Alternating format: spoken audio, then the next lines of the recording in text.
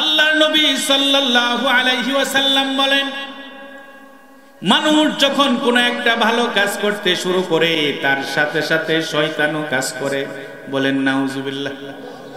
এই জন্য আল্লাহর নবী বলেন, মানুষ যখন কোরআন তেলাওয়াত করবে তারা যেন তাআব্বুজ পড়ে। আউযুবিল্লাহর নাম হচ্ছে তাআব্বুজ। নাম কি? তাআব্বুজ।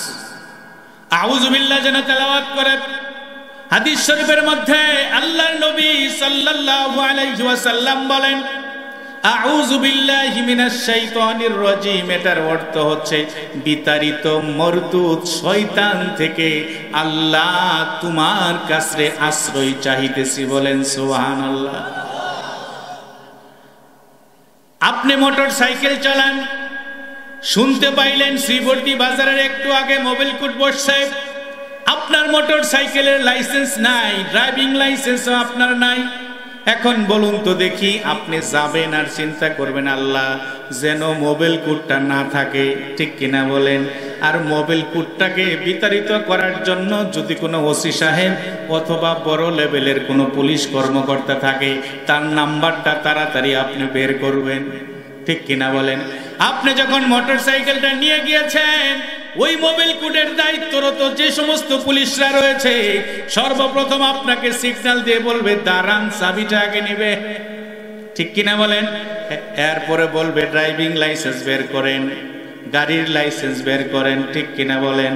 কিন্তু যদি ওই থানার ওসি সাহেব আপনার বড় ভাই হয়, আপনার মামু হয়, খালু হয়, আপনি যদি বলেন ও ভাই দারোগা সাহেব, এই থানার ওসি আমার মামু এবং খালু, এই যে কথা কও, বলুন তো দেখি আপনার মোটর সাইকেলের লাইসেন্স, ড্রাইভিং লাইসেন্স লাগবে? সঙ্গে সঙ্গে আপনি চলে যাবেন। আল্লাহর নবী সাল্লাল্লাহু আলাইহি ওয়াসাল্লাম বলেন, শয়তান আমাদেরকে ভালো কাজে আসতে বাধা দেয়, মাহফিলে আসতে বাধা দেয়, কোরআন তেলাওয়াত করতে বাধা দেয়, নামাজ পড়তে বাধা দেয়, সবচেয়ে বেশি জিকির করতে শয়তান আমাদেরকে বাধা দেয়। আছে না না? আমি আপনাদের সামনে আল্লাহ রাব্বুল ইজ্জত ওয়াল জালাল আপনাকে আমাকে হেদায়েতের জন্য 114টি সূরা নাযিল করেছেন। হযরত ইবনে আব্বাস রাদিয়াল্লাহু তাআলা আনহু, উনি হচ্ছেন রাইসুল মুফাসসিরিন।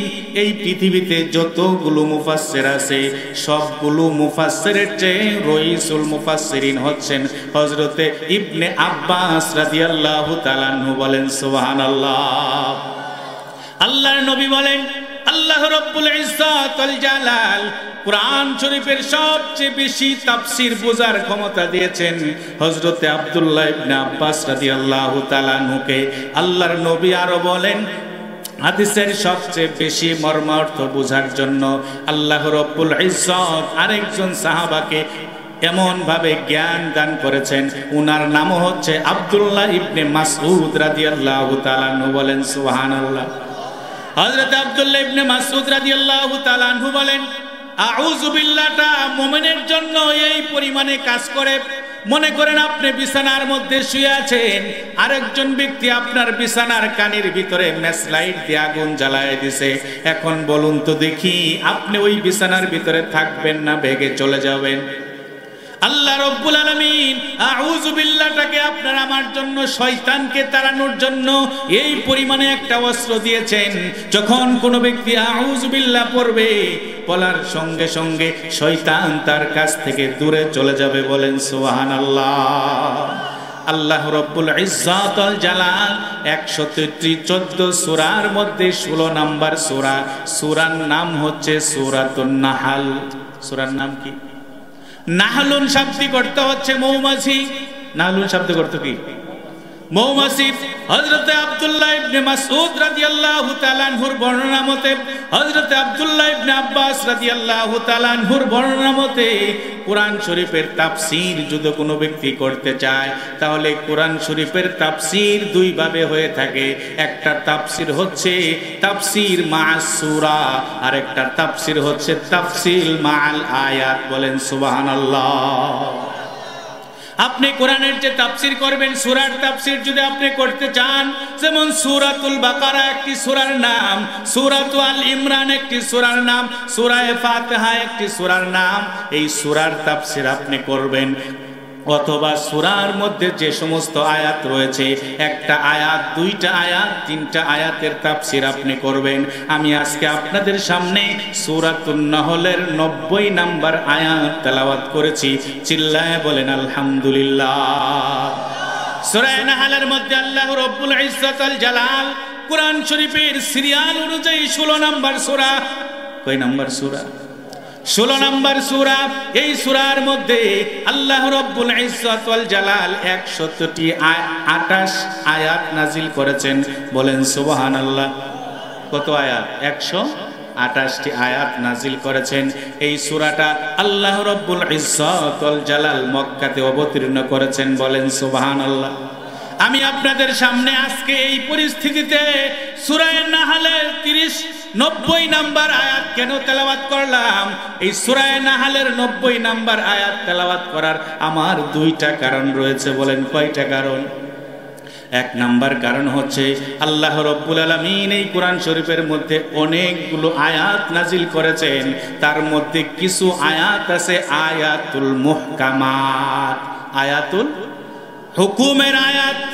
অর্থাৎ আপনি বাজার করবেন কিভাবে করবেন, চুরির শাস্তি কিভাবে হবে, জিনার শাস্তি কিভাবে হবে, মিথ্যা কথা একজনে বলেছে, মিথ্যা কথার শাস্তি কেমন হবে, সন্তান বাবার সাথে বেয়াদবি করেছে কেমন শাস্তি হবে, একজন আরেকজনের জমিন জোর করে দখল করে খেয়েছে তার শাস্তিটা কেমন হবে, হাওলাতের কথা বলে একজনের কাছ থেকে 50,000 টাকা নিয়েছে কিন্তু সে আর টাকা দেয় না, বলে যে না টাকাই আমাকে দেওয়া হয় নাই, কিভাবে শাস্তি দেওয়া হবে, স্ত্রীকে তালাক দেওয়া হয়েছে কিভাবে শাস্তি দেওয়া হবে, বলে আয়াতুল মুহকামাত 700 আয়াত আল্লাহ রাব্বুল ইজ্জত ওয়াল জালাল এই কোরআন শরীফের মধ্যে নাজিল করছেন। চিল্লায়ে বলেন আলহামদুলিল্লাহ।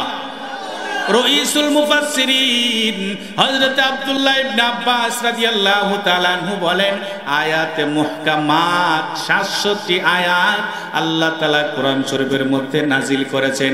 এই 700 আয়াতের মধ্যে আল্লাহ রাব্বুল ইজ্জত ওয়াল জালাল যে সমস্ত কথাগুলো বলেছেন, শুধু সূরা নাহলের 90 নাম্বার আয়াত যদি নাজিল করত, উনি বলেন 700 আয়াত নাজিলের দরকার নাই, শুধু সূরা নাহলের 90 নাম্বার আয়াত নাজিল করলে এই আয়াতের উপরে মানুষ যদি আমল করত তাহলে 700 আয়াতের আমল দরকার নাই, এই আয়াতের উপরে আমল করলেই যথেষ্ট হয়ে যাইতো। চিল্লায় বলেন সুবহানাল্লাহ। তাহলে আপনি চিন্তা করে দেখেন এই আয়াতের মধ্যে কি লেখা আছে, অথচ এই আয়াতটা প্রত্যেক জুমার দিন এমন কোন জুমার মসজিদ নাই যে জুমার মসজিদের মধ্যে কয়টা খুতবা দেওয়া হয়? 2টা খুতবা, ঠিক কিনা বলেন? নামাজের আগে 2টা খুতবা দেওয়া হয়। একটা প্রথম খুতবা, এটাকে খুতবাতুল আউয়াল বলা হয়, প্রথম খুতবা, আর একটা হচ্ছে খুতবাতুস সানি, দ্বিতীয় নাম্বার খুতবা, ঠিক কিনা বলেন? এই দ্বিতীয় নাম্বার খুতবার মধ্যে এমন কোন ইমাম সাহেব আপনি পাবেন না যে ইমাম সাহেব এই আয়াত সূরা নাহলের 90 নাম্বার আয়াত তেলাওয়াত না করে। ওই আয়াতের মধ্যে আল্লাহ রাব্বুল ইজ্জত ওয়াল জালাল বলতেছেন ইন্নাল্লাহা ইয়া'মুরু বিল আদলি ওয়াল ইহসান ওয়া ইতাইযিল কুরবা ওয়া ইয়ানহা আনিল ফাহশাই ওয়াল মুনকার। তেলাওয়াত করে কিনা বলেন? করে কিনা? আল্লাহু আকবার। ওয়াল বাগি ইয়াইযুকুম লাআল্লাকুম তাযাক্কারুন। আল্লাহু আকবার বলেন। আল্লাহ রাব্বুল ইজ্জত ওয়াল জালাল এই সূরা নাহলের 90 নাম্বার আয়াতের মধ্যে ঘোষণা করতেছেন, ও দুনিয়ার মানুষ, এই সূরা নাহলের 90 নাম্বার আয়াতের মধ্যে তোমাদের জন্য 6টা কর্মসূচি দিলাম। কয়টা? আর একটু জোরে বলেন কয়টা? 6টা কর্মসূচি। এই 6টা কর্মসূচির মধ্যে 3টা কর্মসূচি করবা আর 3টা কর্মসূচি ছাড়বা। বলেন সুবহানাল্লাহ। কয়টা করবেন? 3টা করবেন আর 3টা কি করবেন? ছাড়বেন। জীবনে অনেক ওয়াজ শুনেছেন, অনেক নসিহত শুনেছেন, মনে রাখাটা আপনাদের জন্য সম্ভব নয়। কারণ আমি যেহেতু ছাত্র আর ছাত্রী পড়াই, এই জন্য ওয়াজের মাধ্যমে আমি আপনাদেরকে কোরআনের ক্লাস করতে চাই, ঠিক কিনা? আমি আপনাদেরকে নানান ঘটনা বলে কেউ হাসলেন, কেউ কাঁদলেন, ঠিক কিনা বলেন? ওটার মাথা, ওটার আগা, ওটার শিকড় নিয়ে আমি আপনাদের সামনে কথা বলার অভ্যাস আমার নাই। কারণ আমার 1 নম্বরের পেশা হচ্ছে মাদ্রাসার ছাত্র ছাত্রীদেরকে ইলমে দ্বীন শিক্ষা দেওয়া। বলেন সুবহানাল্লাহ। সবাই কিন্তু সবার মতো হয় না, ঠিক কিনা বলেন? গতানুগতিক যে সমস্ত ওয়াইজরা রয়েছে তারা নানান ঘটনা বলে, মুখ রোচক কথা বলে মানুষকে আনন্দ দেয়। আর আমি আপনাদের সামনে আল্লাহ রব্বুল ইজ্জত ওয়াল জালালের ওই সূরা নাহলের 90 নম্বর আয়াত থেকে 3টা কাজ করব, 3টা কাজ ছাড়ব। রাজি আছি তো ইনশাআল্লাহ?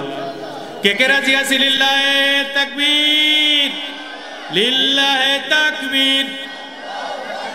আল কোরআনের আলো, আল হাদিসের আলো, লিল্লাহ তাকবীর।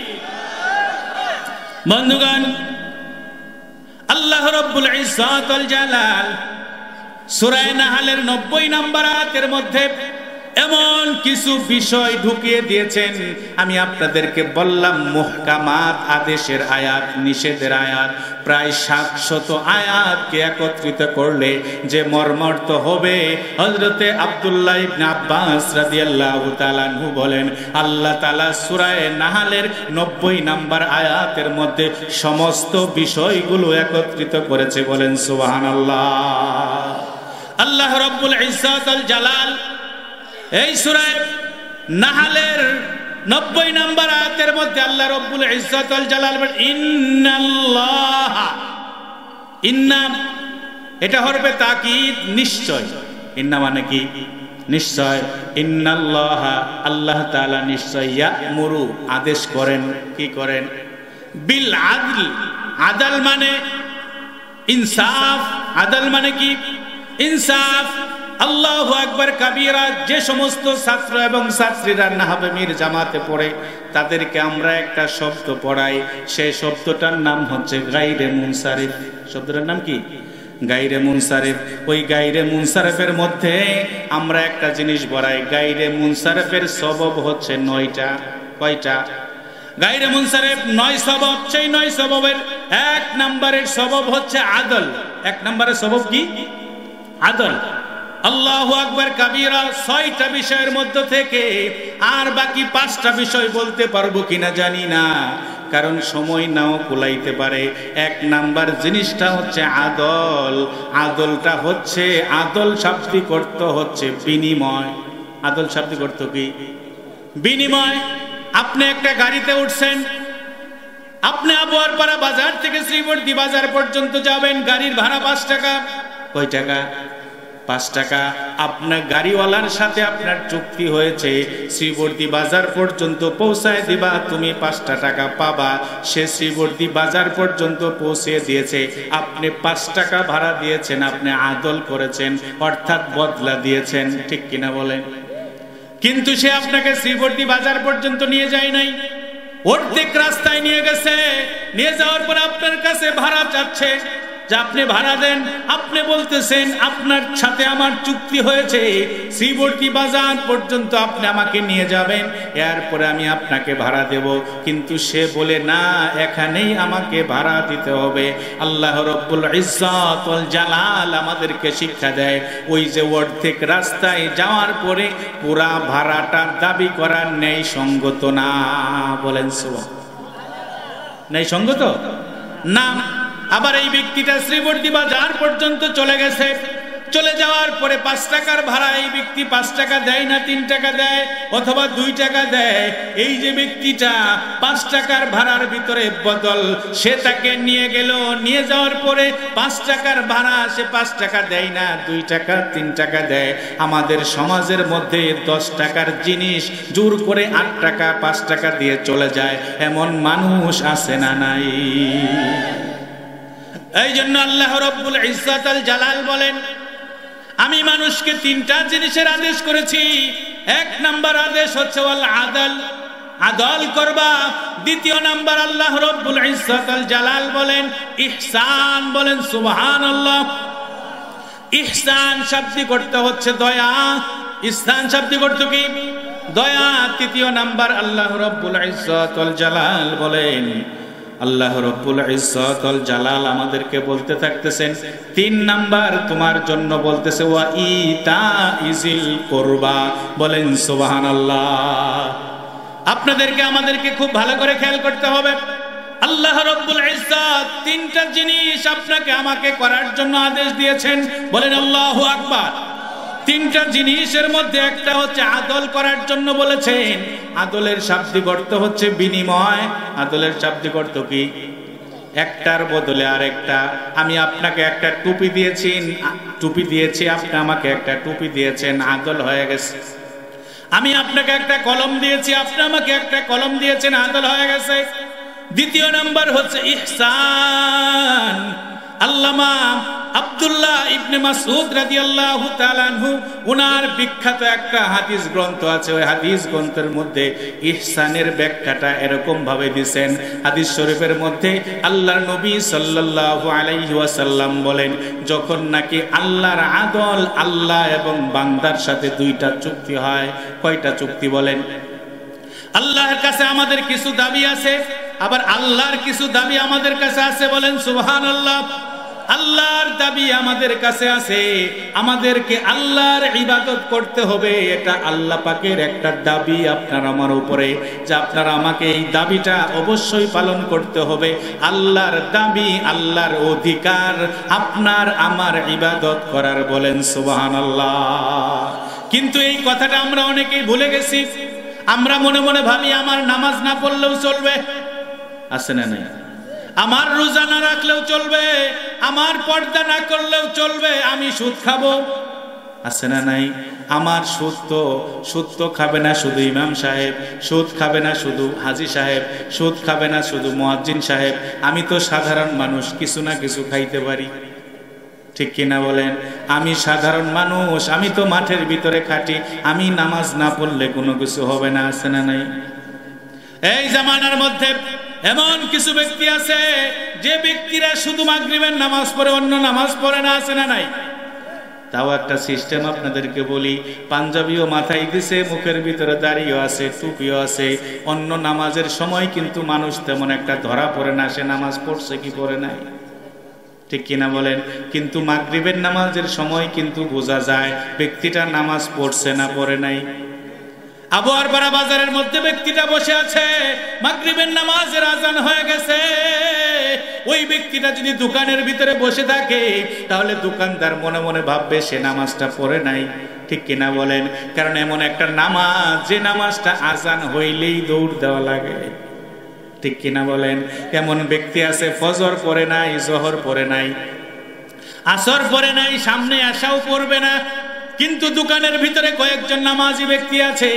ওই নামাজি ব্যক্তিরা যখন মসজিদে যাইতে শুরু করছে, সে মনে মনে চিন্তা করে, আমি যদি না যাই তাহলে সমাজের মানুষরা আমাকে বলবে আমি বেনামাজি।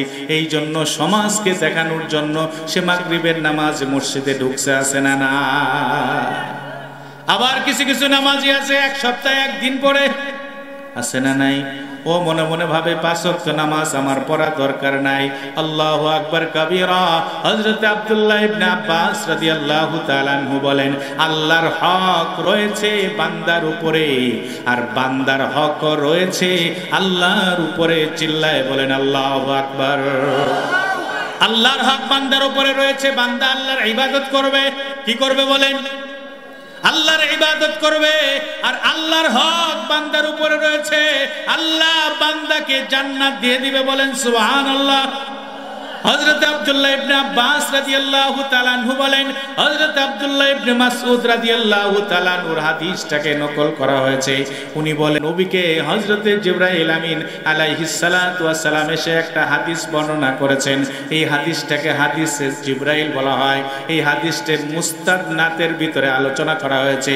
হযরতে জিবরাইল আমিন আলাইহিস সালাতু ওয়াস সালাম আল্লাহর নবীকে এসে বলে, ওগো আল্লাহর নবী, আগেকার জামানার মধ্যে একজন ব্যক্তি ছিল আল্লাহর অধিকারকে বাস্তবায়ন করার জন্য। সে বলল, আল্লাহর অধিকার আমার ইবাদত করার জন্য সে ঘর থেকে বের হয়ে গেল। ঘর থেকে বের হয়ে শহরে যায় নাই, বন্দরে যায় নাই, বলে যে লোকালয়ের ভিতরে একেবারে নদীর মাঝখানের মধ্যে একটা দ্বীপ রয়েছে। ওই দ্বীপের মধ্যে ইবাদত করার জন্য চলে গেছে। নিজের স্ত্রী ছাড়ছে, সন্তান ছাড়ছে, মা ছাড়ছে, বাবা ছাড়ছে, ভাই বেরাদর সবাইকে ছেড়ে দিয়া ওই দ্বীপের মধ্যে চলে গেছে। আর যাওয়ার পরে একদিন, 2 দিন, 3 দিন পর্যন্ত নামাজ পড়ে জিকির করে। এখন বলুন তো দেখি, 3 দিন পরে পেটে ক্ষুধা লাগবে কি লাগবে না? পেটের ভিতরে যখন ক্ষুধা লাগছে, আল্লাহর কাছে সাজদার ভিতরে পড়ে দোয়া করে, ওগো আল্লাহ, নিজের স্ত্রী ছেড়েছি, নিজের ঘর ছেড়েছি, নিজের বাড়ি ছেড়েছি, সব কিছু ছেড়ে দিয়া এই একটা দ্বীপের মাঝখানে চলে আসছি গো খোদা, তোমার ইবাদত করার জন্য। তুমি একটু আমার জন্য খাদ্যের ব্যবস্থা করে দাও। বলেন সুবহানাল্লাহ। और गले में देने तो तैयार है, हर गले में देने तो तैयार है, जो न मांगे उससे तो बेजार है, जो न मांगे उससे तो बेजार है। আল্লাহু আকবার। দুনিয়ার মানুষের কাছে আপনি যদি একদিন 1000 টাকা চান দিবে, দ্বিতীয় দিন যদি চান দিবে, তৃতীয় দিন যদি চান জিজ্ঞাসা করবে কি ব্যাপার, 2 দিন পর পর আপনার টাকা লাগে কেন, ঠিক কিনা বলেন? 3 দিন দেওয়ার পরে যদি টাকাটা পরিশোধ না করেন, চতুর্থ দিন যখন তার কাছে আপনি চাবেন, সে আর টাকা দিবে না। কিন্তু এমন রব্বুল ইজ্জত ওয়াল জালাল শুধু তাই না, এই যদি জামাই শ্বশুর বাড়িতে প্রতিদিন যায়, তাহলে কি আদর বেশি পাবে না কম পাবে? কম পাবে। কারণ জামাই আসবে 3 মাস পর পর, 6 মাস পর পর, 1 বছর পর পর, তাহলে মুরগির রান শাশুড়ি খাওয়াবে, ঠিক কিনা বলেন? গরুর কলিজা খাওয়াবে, খাসির মাথা খাওয়াবে। কিন্তু জামাই যদি সকালেও আসে, বিকালেও আসে, তাহলে ওই শাক আর শুটকি চলবে, ঠিক কিনা বলেন? কিন্তু দুনিয়ার মধ্যে আল্লাহ রব্বুল ইজ্জত এমন এক মেহমানদার। আল্লাহ বলে, আমার একটা ঘর আছে, এই ঘরে যে যত বেশি ঢুকবে, আমি আল্লাহর কাছে সে তত বেশি প্রিয় হবে। বলেন সুবহানাল্লাহ। কেমন করে ঘুমাও তুমি, ও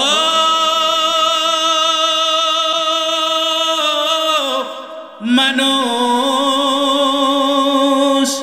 কেমন করে ঘুমাও তুমি, কেমন করে ঘুমাও তুমি, ফজর করে কাজা,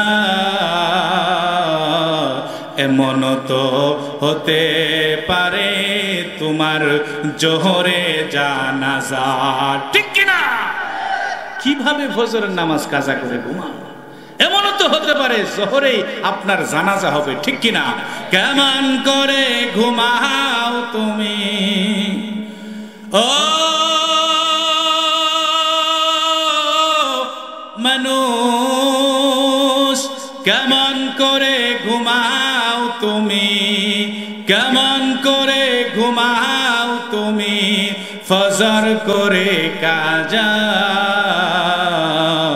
এমন তো হতে পারে তোমার জোহরে জানাজা, ঠিক কিনা? নামাজ কাজা করব না করব? বন্ধুগণ, ওই ব্যক্তি ইবাদত করার জন্য চলে গেছে, 3 দিন হয়ে গেছে, ক্ষুধা লাগছে কি লাগে নাই? যখন ক্ষুধা লাগছে আল্লাহর কাছে দোয়া করো, গো আল্লাহ আমার একটু খাদ্যের ব্যবস্থা করে দেন। আমরা নামাজ না পড়ে আল্লাহকে গালি দেই, ঠিক কিনা বলেন?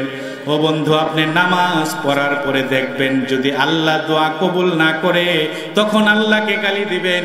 আপনি নামাজ না পড়েই তো আল্লাহকে গালি দেন, ঠিক কিনা? হাদিস শরীফের মধ্যে আল্লাহর নবী বলেন, মুস্তাদরাকে হাকিমের মধ্যে হাদিসটাকে আনা হয়েছে। আল্লাহর নবী বলেন হযরত জিবরাইল আমিন আলাইহিস সালাতু ওয়াস সালাম আমাকে এসে বলে ওই ব্যক্তি দোয়া করে মাথা উঠাইতে দেরি হইছে, ওই ব্যক্তির সেজদার জায়গার পাশে একটা ডালিম গাছ টসটসে ফল ধরা ডালিম গাছ হইতে দেরি হয় নাই। আর আস্তে কোন সুবহানাল্লাহ, দোয়ার কারণে টসটসে ধরা ডালিম গাছ হয়ে গেছে, এটা আশ্চর্য ব্যাপার না? ওই ব্যক্তি খুশি হয়ে গেছে।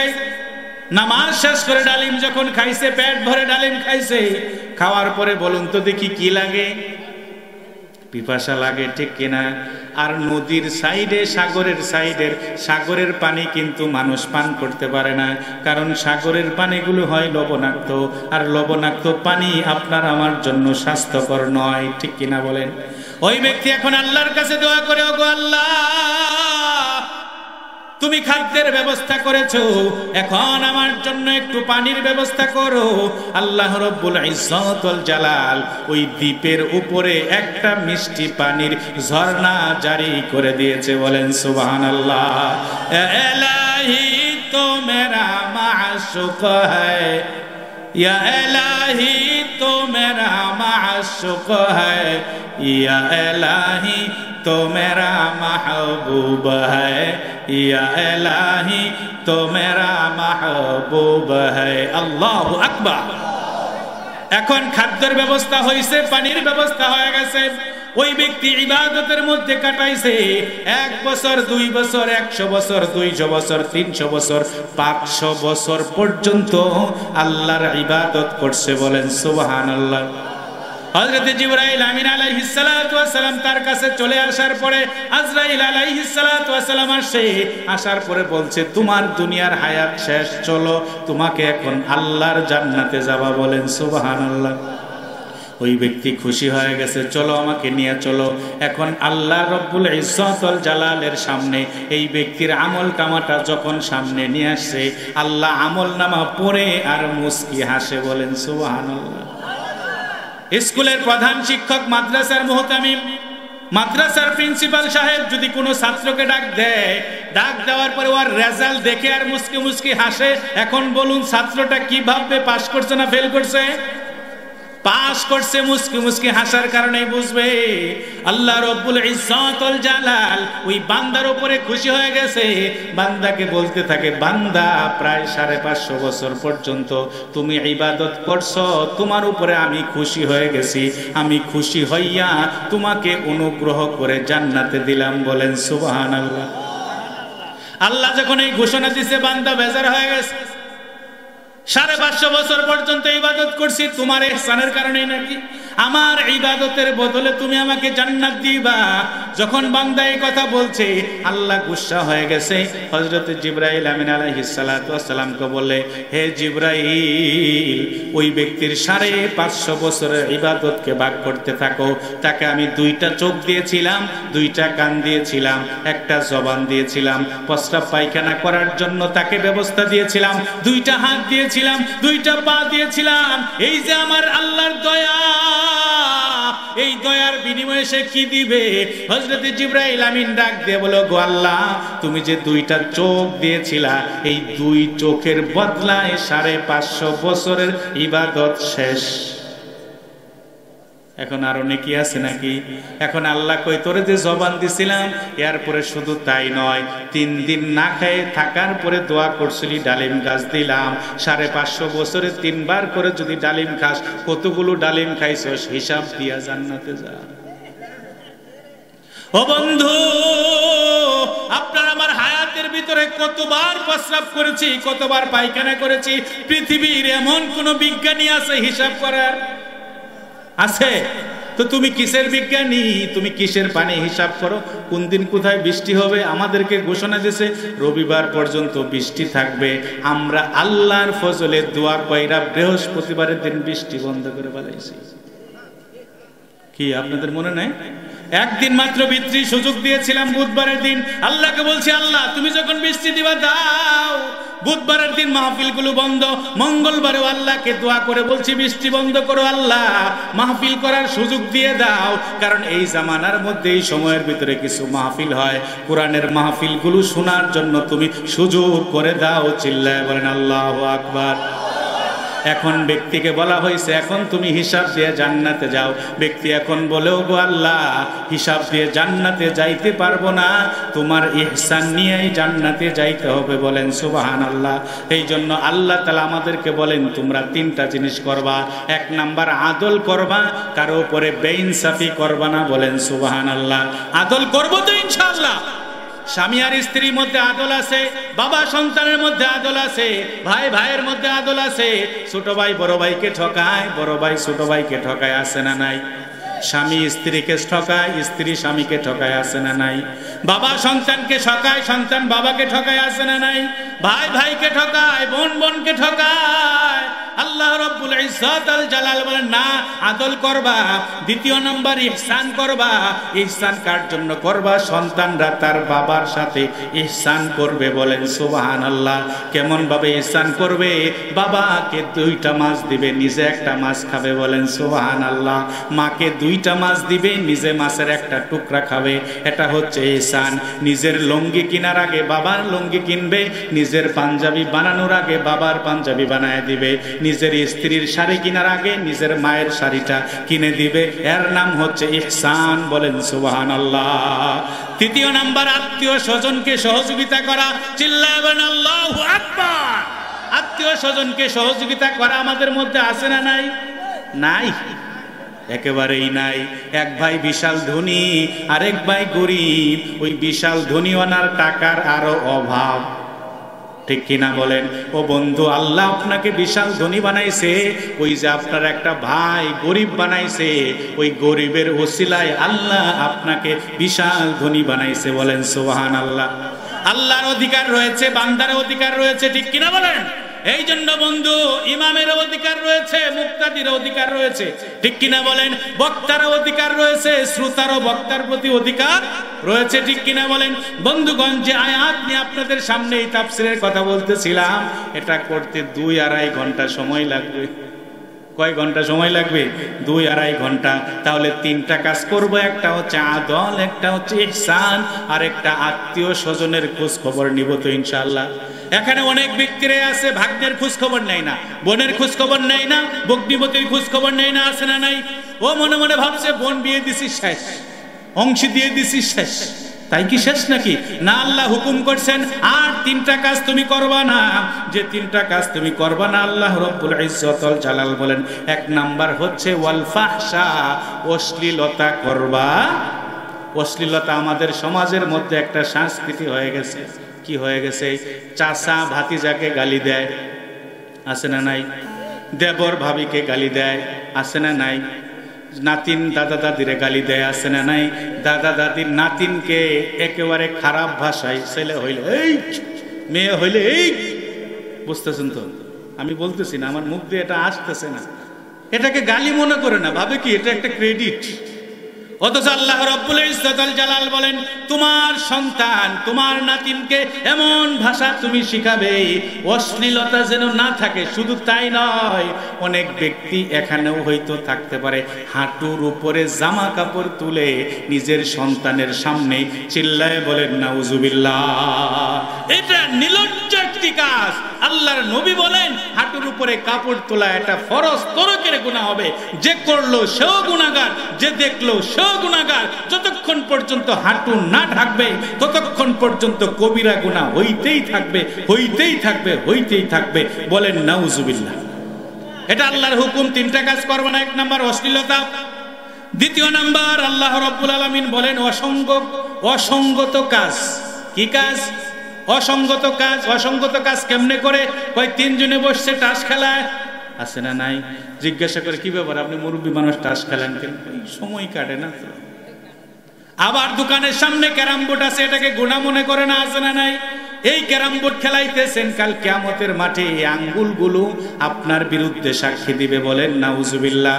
আরেকটা অসংখ্য কাজ আছে, যে কাজটার পিছনে এক গবেষণা হিসাব করে দেখছে 1 বছরে যে পরিমাণে মানুষ শুধু আগুন আর ধোঁয়ার পিছনে ব্যয় করে, ওই টাকা দিয়া পদ্মা সেতু 32 বছর 3টা করে পদ্মা সেতু হইতো, বলেন সুবহানাল্লাহ। সেটা এখন এমন অবস্থা হয়েছে, হুজুর আর হুজুর নাই, হাজী সাহেব আর গাজী সাহেব নাই, বাবা আর শ্বশুর নাই। আমি এমন শ্বশুরও দেখছি, জামারে কয় জামাই আছে, শীত লাগছে দেও খাই। লজ্জা কাকে বলে? এই লজ্জা রাখবো কোথায়? আপনি চিন্তা করে দেখেন। অথচ আপনার শরীর কি পরিমাণে গন্ধ করে, যারা সিগারেট না খায়, বিড়ি না খায়, তাদেরকে জিজ্ঞাসা করেন। পায়খানা এত দুর্গন্ধ করে না, আপনার শরীর থেকে যে পরিমাণে দুর্গন্ধ বের হয়, আপনি ভাবেন আপনি ব্রাশ করে আসছেন, সেন্ট দিয়ে আসছেন, আপনার ব্রাশ আর সেন্ট কাম হয় না। ওই সিগারেট আর বিড়ির ভিতরে এই পরিমাণে দুর্গন্ধ দেওয়া হয়েছে, আপনার ব্রাশ আর সেন্ট কাজ হয় না, তার চেয়েও বেশি এটা প্রকাশ পায়, ঠিক কিনা বলে? এই কাজটা করলে না লাভ আছে, লস ছাড়া কোনো লাভ নেই। বিড়ি খাইলে লাভ আছে, একজন বলেন তো এই লাভটা আছে? আছে কোনো লাভ আছে? শুধু লস আর লস। এই কাজটা থেকে আমরা বিরত থাকবো ইনশাআল্লাহ। 3য় নাম্বার যেটা এখন বেশি চলতেছে আমাদের সমাজের ভিতরে, অবাধ্যতা, ঠিক কিনা বলেন? স্বামীর কথা স্ত্রী শুনে না, ঠিক কিনা বলেন? অবাধ্য হয়ে যায়। আপনাদেরকে যদি বলি, আপনারা হাত তুলেন তো দেখি, আপনার স্ত্রী 100% কথা শুনে, আমার মনে হয় 10 জন ব্যক্তির হাতও উঠবে না। কারণ তাবিজ কবজ তো আমরা দিয়ে আঙ্গুর কাছে আসে, ওই হুজুর কথা এটাও শোনে না, খালি বাপের বাড়ি যায়, ঠিক কিনা বলেন? খালি ওদিকে টান, অবাধ্যতা হয়ে যায়। আর আপনাদের যাদের ছেলে এবং মেয়ে আছে, তাদেরকেও যদি জিজ্ঞাসা করি, বলুন তো দেখি আপনার সন্তান বাধ্য না অবাধ্য? 99% বাবা বলবে আমার সন্তান অবাধ্য, ঠিক কিনা বলেন? এখন অবাধ্য কেন হয়েছে যদি বলি, বলে যদি সত্য কথা বলি, তাহলে বাবা মা মার খায়, আর যদি মিথ্যা কথা বলি বাবা হারাম খায়, ঠিক কিনা বলেন? বিবাহ করানোর সময় থেকে নিয়ে শুরু করে আপনার সন্তান জন্ম হওয়া পর্যন্ত সুন্নত তরিকা না থাকার কারণে আমাদের সন্তানগুলো অবাধ্য হইতেছে, ঠিক কিনা? আপনার বিবাহের সময় তো ঠিক হয়নি, বিবাহ সময় নাই ঠিক না হইলো, স্বামী আর স্ত্রীর সময় ঠিক নাই, এরপরে নাই ঠিক না হইলো, সন্তান যখন পেটের ভিতরে আসছে, কিতাবের মধ্যে আসছে 10 মাস 10টা সূরা যে মহিলা তেলাওয়াত করবে, ওই সন্তানটা যদি ছেলে হয় হাসান বসরি হয়ে দুনিয়ায় আসবে, চিল্লায় বলেন আল্লাহু আকবার। আর যদি মেয়ে হয় রাবিয়া বসরি হয়ে দুনিয়ায় আসবে।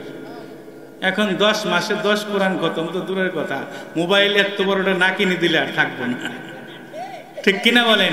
রাত আর দিন নাই, ওই সন্তান পেটের ভিতরে থাকে, আর মা যেগুলা দেখছে ওগুলা মুখস্থ করছে। এখন সন্তান বের হওয়ার পরেই ওগুলাই দেখে, ঠিক কিনা বলেন? এখন সন্তান ভাত খায় মোবাইল দেখে, সন্তান ঘুমায় মোবাইল দেখে, সন্তান সবকিছু করে মোবাইল দেখে। গার্জিয়ান এরকম কি করবো মানে না তো।